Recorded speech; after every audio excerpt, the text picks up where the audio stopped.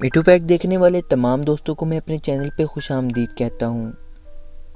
دوستو، آج کی اس ویڈیو میں ایک ایسی خطرناک لڑکی کی بات کروں گا جسے عورتوں کی جیل کے بجائے مردوں کی جیل میں رکھا گیا ہے۔ اس لڑکی کا نام ہے ایستبیلس کارینزا۔ یہ لڑکی یہاں کیسے پہنچی؟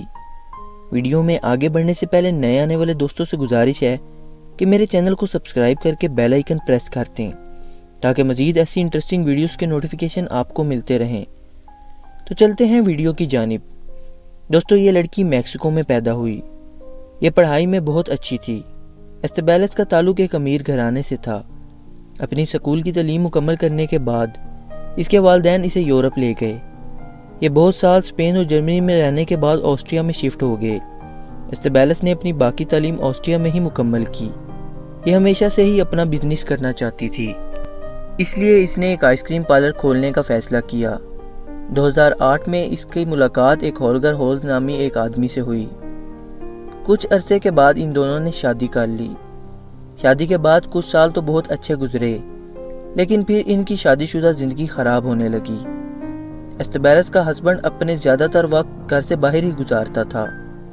یہ بات ایستبیلس کو بالکل بھی پسند نہ آئی اور روز روز ان دونوں کے درمیان جھگڑے ہونے لگ گئے۔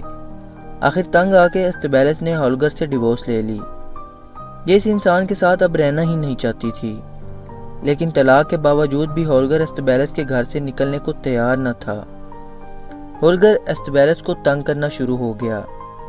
ہر وقت ایستبیلس کا مذاق اڑایا کرتا تھا۔ ایستبیلس اس انسان سے بہت زیادہ تنگ آ چکی تھی۔ دوستو، پھر ایک دن ہولگر اپنے صوفے پہ بیٹھا ویڈیو گیم کھیل رہا تھا۔ ایستبیلس نے پیچھے سے آ کے اس کے سر میں گولیاں مار دیں اور وہ اسی جگہ پہ مر گیا۔ اب ایستبیلس نے سوچا کہ اس کی باڈی کو کہاں کیا جائے۔ ایک دن گزر چکا تھا اور اب ڈیڈ باڈی سے سمیل آنے لگی۔ ایستبیلس کے گھر اس کی آئس کریم پارلر کے اوپر تھا۔ یہ بازار سے ایک چین سا خرید کر لائی۔ اس چین سا سے اس نے ہولگر کے چھوٹے چھوٹے ٹکڑے کر دیے اور اپنے گھر کی بیسمنٹ میں آئس کریم کے ایک فریزر میں رکھ دیے اور اس فریزر میں اس نے کنکریٹ کو بھر دیا تاکہ باڈی سے سمیل نہ آئے۔ ایستبیلس کے آئس کریم پارلر میں 3 لوگ کام کرتے تھے، مگر وہ یہ نہیں جانتے تھے کہ اس پارلر کی بیسمنٹ میں ہولگر کی لاش پڑی ہے۔ ہولگر کی گمشدگی پہ کسی نے اس لیے زیادہ دھیان نہ دیا کیونکہ یہ اکثر گھر سے غائب ہی رہتا تھا۔ کچھ عرصے کے بعد ایستبیلس کو ایک اور آدمی پسند آ گیا جو اس کے پارلر میں ہی کام کرتا تھا۔ ایستبیلس اس سے شادی کرنا چاہتی تھی، پر یہ آدمی ایستبیلس کو صرف دھوکہ دے رہا تھا۔ ایستبیلس کو اس بات کا پتہ چل گیا۔ پھر ایک دن یہ آدمی ایستبیلس کے گھر میں صوفے پہ بیٹھا بیٹھا سو گیا۔ ایستبیلس نے اس کے ساتھ بھی یہی کیا۔ اس کے سر میں گولیاں مار کے اس کو قتل کر دیا اور اس کی لاش کے ٹکڑے ٹکڑے کر کے اسی فریزر میں رکھ دیا۔ دوستو، وقت گزرتا گیا اور ایستبیلس پہ کسی کو ذرا سا بھی شک نہ ہوا۔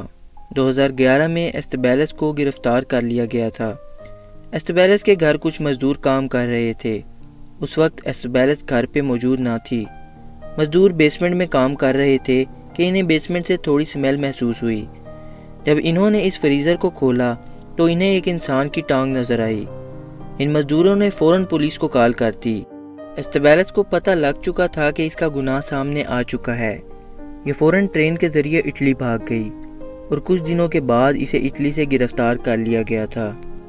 دوستو، ایستبیلس کی گرفتاری کے بعد پتہ چلا کہ اب یہ ایک اور شادی کرنے جا رہی تھی۔ اس انسان کی قسمت اچھی تھی جو وہ بچ گیا، نہیں تو شاید اس کا بھی یہی حال ہوتا۔